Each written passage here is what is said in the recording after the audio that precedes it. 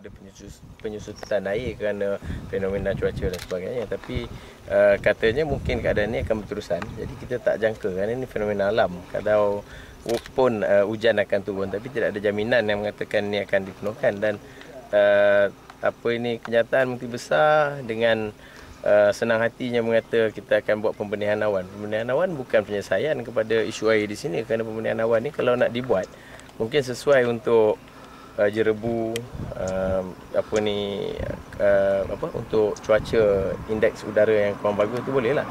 Dan sebenarnya kerajaan negeri kena keluarkan kenyataan yang jelas, yang betul-betul fakta, ataupun melalui agensi yang berkenaan untuk maklumkan kepada orang ramai dan rakyat apa yang terjadi. Dan kita perlu diberi faham paras kritikal, kerana kita faham air ni bukan semuanya air, di bawah ni ada keladak, ada lumpur dan sebagainya.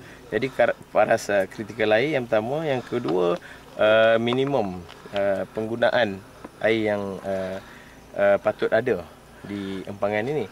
Seterusnya kita lihat isu air sekarang ialah isu sumber air, dan juga penyelesaian dibuat perlu penyelesaian jangka panjang, kerana ini selepas kejadian krisis air tahun 97-98 barulah empangan Sungai Selangor ini dibuat, selepas 14 tahun. Jadi ini ada kaitan juga dengan empangan Langat 2. Kalau Langat 2 ni kita lihat tujuannya adalah untuk pembelian air daripada negeri Pahang, sumber air yang berasing daripada negeri Selangor. Air ini dimasuk dan diproses, dan lebihan air yang banyak, lebih daripada 15% yang boleh menampung untuk selatan Selangor. Jadi ini adalah alternatif. Tapi saya masih tak faham sampai hari ini kenapa kerajaan negeri berdolak-dalik dalam isu ini, dan dalam keadaan yang begini pun masih menafikan air ini sebagai keutamaan kepada rakyat negeri Selangor, dan perlu ditangani dengan cermat dan ditangani dengan serius. Kerajaan negeri saya nampak ambil sambil lewa dan juga berlawan lah hari ini dengan kerajaan pusat, persekutuan, atas alasan ialah mereka sendiri tahu.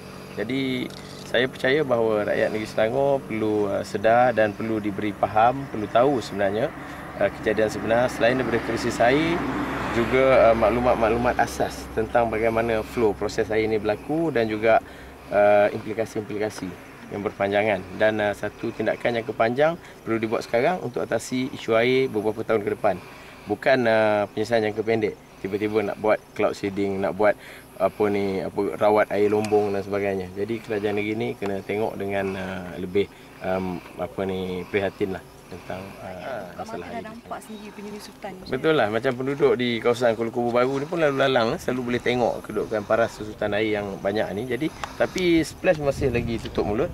Luas pun tidak mengeluarkan kenyataan, malah kerajaan negeri pun mungkin telah mengarahkan supaya tidak ada apa-apa kenyataan dikeluarkan oleh mereka. Jadi saya ingat kita kena tahu perkara yang sebenar, dan kerajaan negeri kena lebih telus, bukan membuat kenyataan berbau retorik ataupun kenyataan politik yang hanya populis tapi kesannya tidak ada. Jadi hari ini operator logi perlu diberi kebenaran, dan juga mereka ini boleh mengeluarkan maklumat sebenar.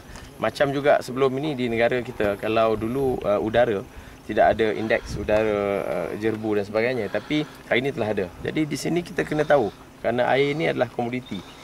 Air penggunaan keperluan asas. Air adalah keperluan asas penggunaan untuk rakyat. Jadi mereka kena tahu, dan syarikat, agensi ataupun operator yang berkenaan dia kena keluarkan kenyataan yang konsisten setiap minggu, 2 minggu kalau ada krisis, supaya kita boleh faham dan mengambil langkah berjaga-jaga bagi mengatasi masalah ini. Lagi?